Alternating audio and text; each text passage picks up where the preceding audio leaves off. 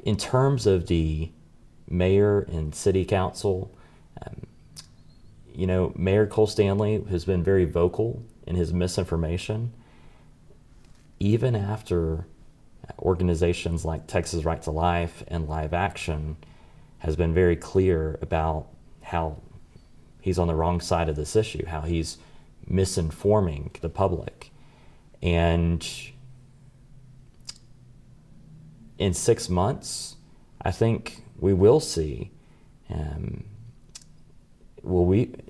6 months, hold on a second, sorry. In 6 months, I think we will see a city council election that is impacted by the November 5th vote. And I think we're going to see that on both sides. I don't think the pro-abortion lobby is going to sit back and not challenge some seats. And I think we're going to see some of the pro-life community rise up and push for new leadership. I have met people who worked on Cole Stanley's campaign that said that they will never vote for Cole Stanley again. And I am hearing left and right that there's a lot of disappointment, not just here in Amarillo, but across the state of Texas and across the nation, that Amarillo became the first city in the history of Texas to reject a pro-life measure at the local level. How do you think that you calling out Amarillo City Council will impact y'all's relationship moving forward? Because obviously they're still in office, their term is not over, they still have a good amount of time left, and so you guys aren't going to stop working, and they are the current leadership in place, and so how does this impact y'all's relationship moving forward to try and come to a resolution? Well, there is no resolution with the current city council. I think at this point we have 6 months to educate the constituents of Amarillo about what these men have actually said, where they have found themselves aligning. ACLU, Jane's Due Process, Women's March, Avow Texas, these groups have used their statements to fight against Prop A. And I think when the people of Amarillo are better educated and they see what has happened, that there are some forces at play outside of Amarillo, some dark forces that are at work, and there are some local forces that are pulling the strings, gatekeeping a lot of information. I think the people of Amarillo are going to be pissed. And I think we're going to see changes take place in May. And you are not from Amarillo. You frequently come to Amarillo specifically for this proposition. But I guess for you... y'all have said I'm not from Amarillo many times. In fact, many news outlets have reported that I'm not from here. But what they haven't reported is that Rachel Lear Carmona, executive director of Women's March, moved from Brooklyn, New York to Amarillo, Texas, and I bet you are not going to put that in this interview. There's been a lot of gatekeeping. I'm the outsider. I'm the one who everyone's viewing as the outsider, but you have not really pointed out the fact that there are many on the opposing side that are not from Amarillo, yet they get a pass. Why is it? Does the media have an intentional bias against this conservative effort? Does the media have have special feelings towards the opposition? And League of Women Voters, you can read the receipts. They have said that they are a pro-abortion organization, that they are pro-abortion at the federal, state, and local level. You can say they're nonpartisan all day, but that doesn't mean that they're not pro-abortion. Are you ready for me to ask my question now? Well, you've asked a lot of questions. Well, this particular question, it wasn't saying that it was wrong that you were not from here.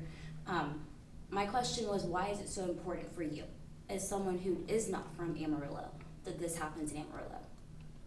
This is the largest abortion trafficking hub, connecting to several abortion access states like New Mexico, Colorado, and Kansas.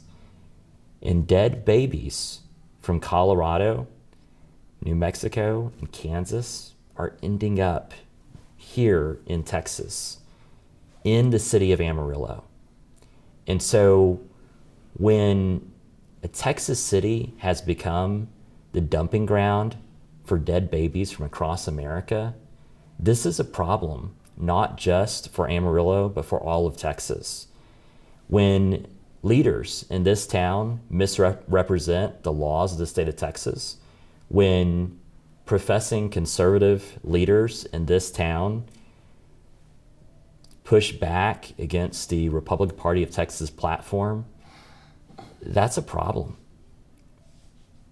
And there's a battle to be fought here in Amarillo, and however long it takes, if this takes 6 months, a year, 3 years, we're going to keep fighting, and we're going to continue to expose what's going on in this city. And we'll do that as long as it takes, because Texas is not going to go backwards. Texas is going to go forward. Abortion is outlawed in the state of Texas, but we are surrounded by abortion access states.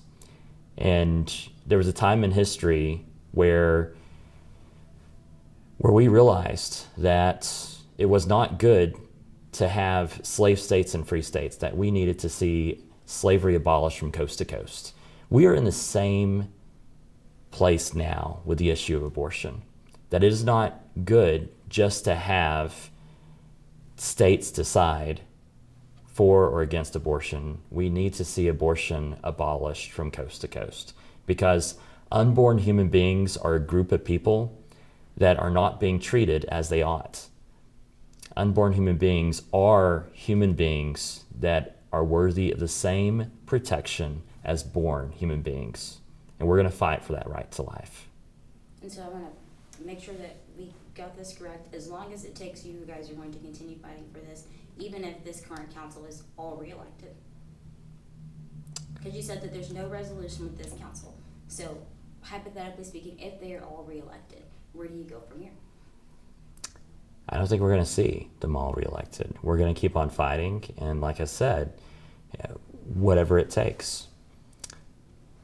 We have seen in many other places, we have seen, let me put it this way, Republicans who don't represent the Republican Party platform, I think their days are numbered, because no one likes Democrats who pose as Republicans. Just ask Alex Fairley. Alex Fairley has gone after Dade Phelan quite a bit. And we have a lot of Dade Phelans here in Amarillo that need to be removed from office as well. And so with this, I guess, what is your hope? Because this has failed. It is not going to take effect anytime soon in Amarillo because the voters have voted against it. And so I guess one of your main points has been that you think that some voters are uninformed on what has happened. But I guess for voters who they know what they are voting for, what do you say to them? Well, we have heard from many that they did not understand what was on the ballot. But for those who do understand, what do you say to them?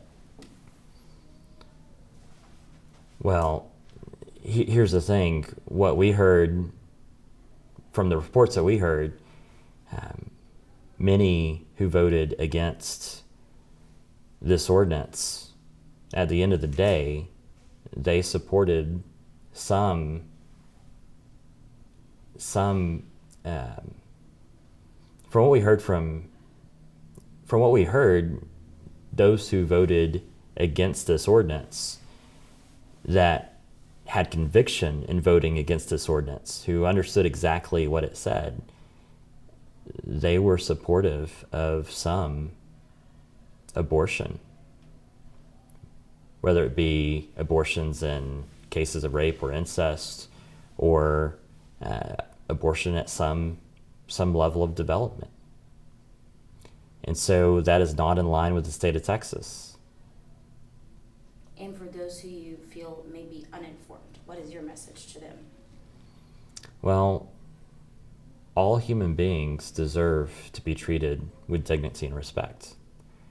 And right now in Amarillo, those unborn human beings are not treated with dignity and respect while they're alive and when they're dead. Thank you for your time. Thank you.